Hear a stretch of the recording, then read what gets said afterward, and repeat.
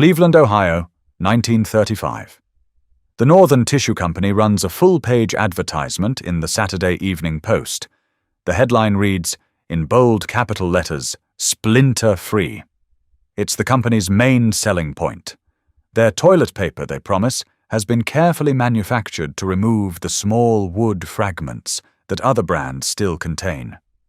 Stop and think about that sentence. In 1935, the toilet paper most Americans were buying contained actual wood splinters, sharp little fragments of pulped wood that had survived the manufacturing process, going exactly where you would expect them to go. People were getting hurt. Doctors were treating injuries from toilet paper. And Northern Tissue's competitors were so embarrassed by the problem that they couldn't even mention it in their own ads. This is the part of toilet paper history that nobody wants to remember. Now imagine the toilet paper in your bathroom right now. Soft, quilted, hypoallergenic. 3-ply if you really care about it. For most of the 20th century, none of that existed. What people used was rough, cheap, sometimes contaminated, occasionally radioactive, and frequently dangerous. And how we got from that to the product in your bathroom is a story most history books leave out. I'm Henry Walsh of Filthy Past, and this is the second part of one of the strangest hygiene stories in human history. This is the history of toilet paper. The disgusting parts they don't teach you. Here's what most people don't realize. Commercial toilet paper has only existed for about 170 years, and for the first 80 of those years, it was barely a product at all. The first packaged toilet paper went on sale in America in 1857. It was sold by a New York entrepreneur named Joseph Gaiety under the name Gaiety's Medicated Paper. It came in flat sheets, not rolls. It was infused with aloe, and every single sheet had Gaiety's name printed on it. The product failed almost completely. Most Americans refused to pay for something they could get for free. The Sears Roebuck catalog, mailed to millions of homes every year, was the standard substitute. Some catalogs even came with a small hole punched in the corner so they could be hung on a hook in the outhouse. It wasn't until 1890 when the Scott Paper Company introduced toilet paper on a perforated roll that the product began to gain commercial traction. But it had a problem. A serious, painful problem. Early commercial toilet paper was made from cheap, recycled wood pulp. The manufacturing process was crude. Small fragments of wood, splinters, occasionally even tiny pieces of bark would survive the pulping and end up embedded in the finished product. People got hurt. Repeatedly. Medical journals from the 1900s and 1910s contain documented cases of patients arriving at hospitals with cuts, abrasions, and infections caused by toilet paper splinters. Some required minor surgery. A few led to serious bacterial infections that, in the pre-antibiotic era, could be life-threatening. The toilet paper industry knew about the problem. They just couldn't afford to fix it. Through the 1920s and early 1930s, splintered toilet paper was simply accepted as a fact of life. Newspapers ran cartoons about it. Comedians joked about it on the radio. Mothers warned children to inspect each sheet before using it. Then, in 1935, Northern Tissue did something nobody else had been willing to do. They invested in better filtration equipment, designed specifically to catch wood fragments before they could reach the finished roll. And then they ran their now legendary advertising campaign. Splinter-Free. It was an enormous gamble. By advertising splinter-free toilet paper, Northern Tissue was openly admitting that other toilet paper contained splinters. This had never been said in print before. It was considered too crude to discuss in polite advertising. The campaign was a sensation. American housewives who had been quietly suffering for decades finally had permission to talk about the problem. Northern Tissue's sales tripled within a year. The major competitors panicked. Charmin, Scott, and other brands rushed to upgrade their own manufacturing equipment. By 1940, Splinter-Free had become the industry standard, and the painful era of splintered toilet paper, which had lasted nearly 50 years, finally came to an end. But a new, even stranger era was just beginning. In 1942, the Andrex toilet tissue company in Britain announced something revolutionary: soft toilet paper, specifically engineered to be gentle, marketed not just as functional but as comfortable. Within a decade, the entire industry had pivoted. Hard, rough, brown utility paper was out. Soft, white, gentle paper was in. Toilet paper was no longer just a hygiene product. It was a comfort product, a luxury, something you chose carefully and brought home with pride. And then it became something else, a vehicle for selling almost anything. In the 1950s and 1960s, American manufacturers added an avalanche of new features to ordinary toilet paper: quilted patterns, floral prints, aloe and lotion infusions, decorative perfume, pastel colors to match bathroom decor. Some of the additions were innovative, some were absurd, and one of them was, in retrospect, genuinely dangerous. By the way, if you've made it this far, you clearly have a stronger stomach than most. If you want more stories like this, the disgusting, forgotten truth behind the things you use every day, hit subscribe. You're the exact kind of person this channel is made for. Now back to the story, because the next part is, frankly, almost impossible to believe.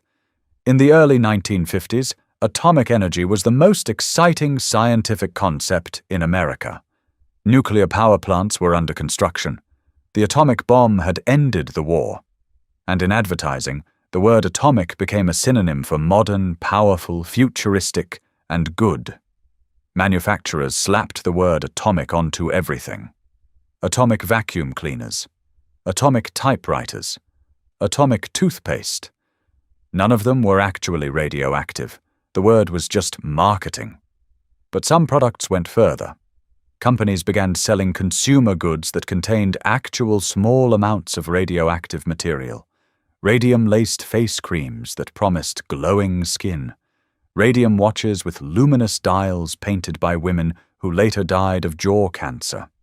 Radium drinking water marketed as a health tonic. And briefly in the early 1950s, at least 2 American manufacturers experimented with toilet paper infused with low-grade radioactive isotopes. The product was marketed under various names with the word atomic in the branding. The supposed benefit was that the radiation would sterilize the paper and provide health benefits to the user. This was, of course, completely false. The products were pulled from shelves within a few years, mostly because they didn't sell well rather than because of regulatory action. Documentation of these products is sparse because the companies that made them did everything they could to scrub their existence from history once the dangers of radium became widely known. But the products existed. Buried in trade magazines and industry archives, you can still find advertisements for them. Toilet paper sold to the American public, contaminated with radioactive material, with the consumer's full and enthusiastic consent. It is one of the strangest consumer history footnotes of the 20th century. Sound familiar? By the 1980s, toilet paper had evolved into something genuinely impressive. Multiply construction, soft fibers, reliable strength. The product in the average American bathroom in 1985 was light years beyond anything available 50 years earlier. But then came a new problem. In the 1990s, manufacturers began adding wet-strength chemicals and synthetic softening agents to toilet paper. The goal was a softer, plusher, more luxurious feel. The unintended consequence was widespread skin irritation, allergic reactions, and a strange new condition that dermatologists started calling toilet paper dermatitis. Studies in the 2000s found that millions of Americans were experiencing chronic irritation, redness, and itching caused by ingredients in their everyday toilet paper. Some of the worst offenders were the most heavily marketed brands. Quilted, lotion-infused, decorative paper turned out to be one of the most common allergen sources in the average bathroom. And then came 2020.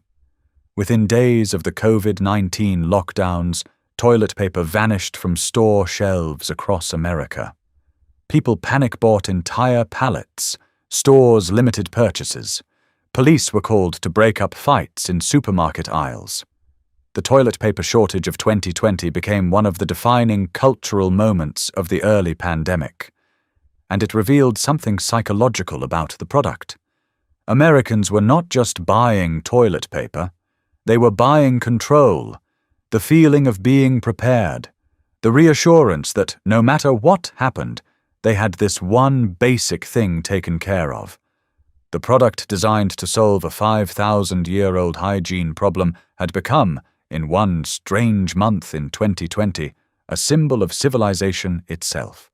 Here's what most people never think about. Toilet paper isn't really about cleaning. It's about how cheap a problem can be and how many bad versions of a solution we'll accept before we finally fix it. For 50 years, Americans used toilet paper that contained wood splinters. They got hurt. They saw doctors. They wrote letters to manufacturers. And the industry did almost nothing because fixing the problem was expensive and changing it would have meant admitting it existed. In the 1950s, Americans accepted radioactive toilet paper because they trusted the marketing. In the 1990s, they accepted skin-damaging chemical additives because the paper felt soft. In 2020, they bought up every roll in the country because they were afraid. Toilet paper, more than almost any other product, reveals what people will tolerate when they don't want to think too hard about something. Today, the average American uses 141 rolls of toilet paper per year. Around 27,000 trees are cut down every single day to meet U.S. demand alone. The environmental cost is enormous. The cultural attachment is greater. Despite the fact that 80% of the world has moved on to bidets and water-based cleaning, Americans remain devoted to a product that has injured, irritated, and occasionally irradiated them for over a century. The next time you reach for a roll, remember, you are participating in one of the strangest consumer histories on Earth. A product that was painful for 50 years, dangerous for a few of them, and is still environmentally catastrophic today. And we just keep buying it. I hope you enjoyed today's episode of Filthy Past. If you made it this far, hit that subscribe button. Like the video, and drop a comment below telling me which everyday object you want me to dig into next. Next week, we're going somewhere even worse. Before deodorant existed, kings literally banned bathing because they thought water would kill them. King Louis XIV bathed 3 times in his entire life. And the smell of European royal courts was so overwhelming that visiting ambassadors fainted. The filthy history of deodorant. Coming soon. Until then, take a look around. The past is filthier than you think.